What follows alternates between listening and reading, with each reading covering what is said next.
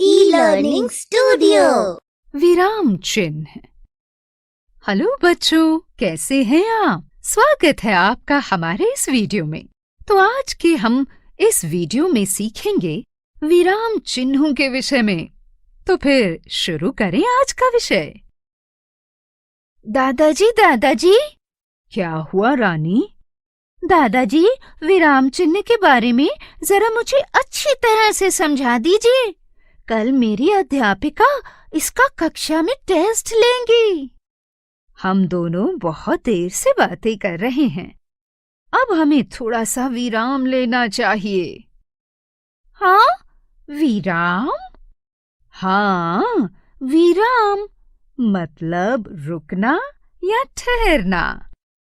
विराम मतलब रुकना या ठहरना। तो बच्चों, सुना आपने? अभी दादाजी ने रानी को विराम का क्या मतलब बताया। बच्चों, किसी भी काम को करते करते हम सब बीच बीच में थोड़ी देर के लिए रुकते हैं और फिर से काम में लग जाते हैं। इससे मन मस्तिष्क ही नहीं बल्कि हमारे पूरे शरीर को आराम मिलता है। ठीक इसी प्रकार किसी भी वाक्य को बोलते समय हम अपने हाव भाव व्यक्त करने के लिए और अपनी बात को स्पष्ट करने के लिए वाक्य के बीच तथा अंत में अलग अलग तरह से रुकते हैं। और कुछ भाव हम चेहरे से और कुछ बोलने के तरीके से प्रकट करते हैं। ये तो बात हुई कि हमने बोलकर कैसे अपनी बातों में विराम लगाया, पर लिखते समय हम कैसे बात को व्यक्त करते हैं, ये सोचिए। सोचिए। बच्चों, वाक्य को लिखते समय वाक्य में भाव को प्रकट करने के लिए कुछ विशेष चिन्हों का प्रयोग करते हैं हम, और उन्हीं चिन्हों को हम विराम चिन्ह कहते हैं। आइए अब सबसे पहले हम कुछ विराम चिन्हों और उनके नामों के विषय में जानते हैं। पूर्ण विराम, अल्प विराम, प्रश्नवाचक, विस्मयादि बोधक, उद्धरण और योजक। चलिए अब हम एक एक करके अपने विराम चिन्हों के बारे में जानते हैं। पूर्ण विराम। बच्चों, पूर्ण विराम वाक्य के अंत में प्रयोग किए जाते हैं। जैसे राम और श्याम आज बाजार गए थे। पूर्ण विराम। आकाश में सूरज चमक रहा है।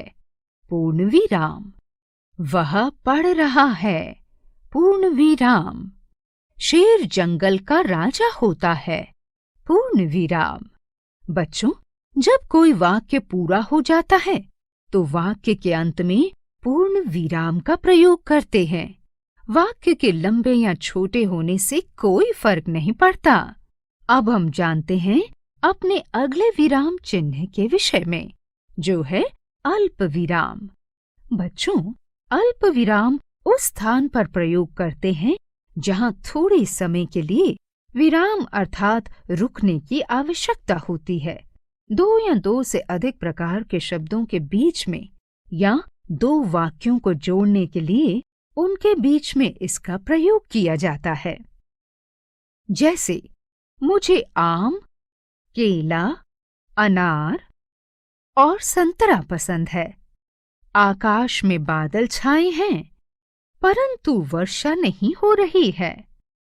माँ, आप कब खाना बनाओगे?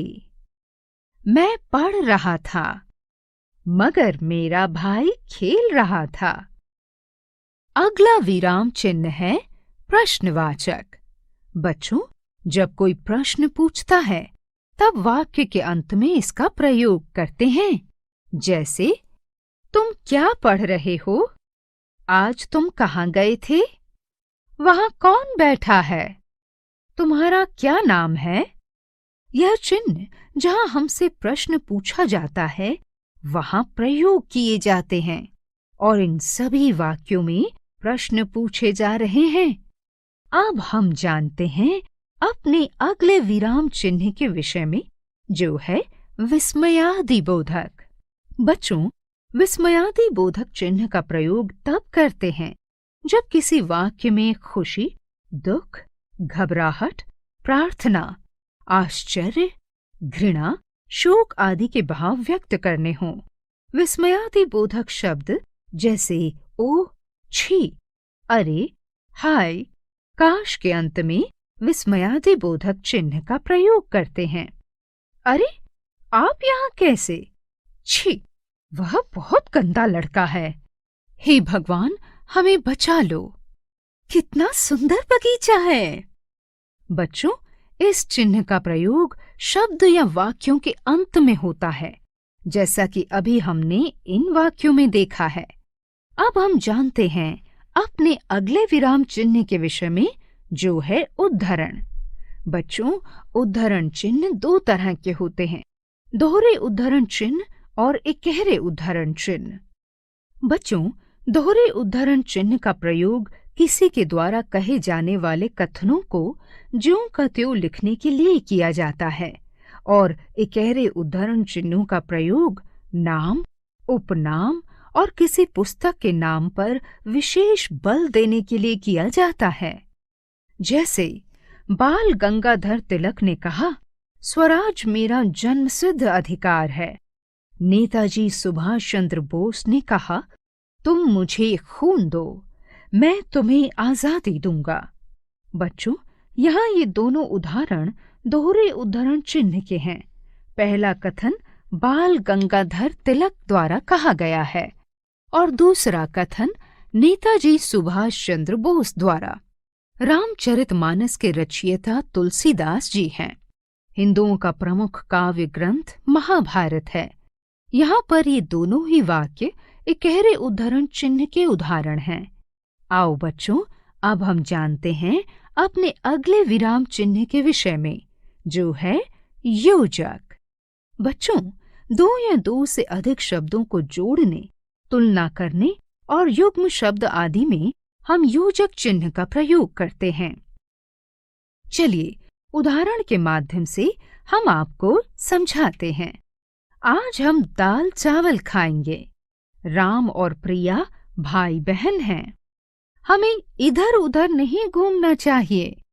हमें अपने माता पिता की सेवा करनी चाहिए। बच्चों, यदि विराम चिन्ह का प्रयोग सही स्थान पर ना किया जाए तो वाक्य अर्थहीन हो जाते हैं।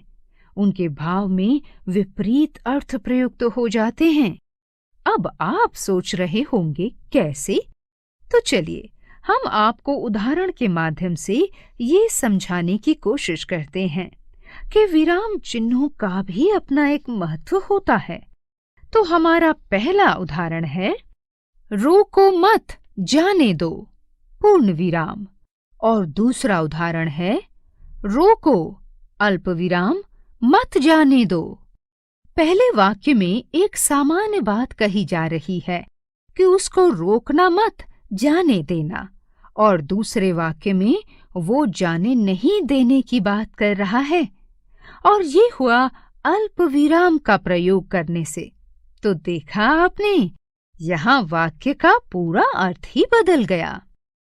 अब इन वाक्यों को मेरे साथ पढ़िए। खेलो मत पढ़ो, खेलो मत पढ़ो। इन दोनों वाक्यों में पढ़ने से आपको पता चल रहा होगा कि कैसे विराम चिन्ह का प्रयोग करके यहाँ इनके अर्थ ही बदल गए हैं। पहले वाक्य में वो हमसे खेलने को कह रहा है और दूसरे वाक्य में पढ़ने को। तो बच्चों, आज की हमारी ये वीडियो आपको कैसी लगी? हमें पूरी उम्मीद है आपको ये बेहद पसंद आई होगी, क्योंकि इस वीडियो में हमने सीखा विराम चिन्ह यानी रुकना या ठहरना। वाक्य को लिखते समय वाक्य में भाव को प्रकट करने के लिए कुछ विशेष चिन्हों का प्रयोग करते हैं और उन्हीं चिन्हों को हम विराम चिन्ह कहते हैं। पूर्ण विराम वाक्य के अंत में प्रयोग किए जाते हैं।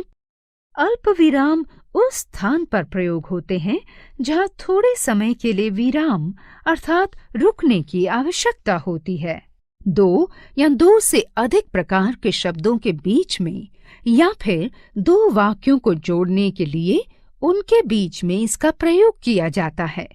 जब कोई प्रश्न पूछता है तब वाक्य के अंत में प्रश्नवाचक का प्रयोग करते हैं।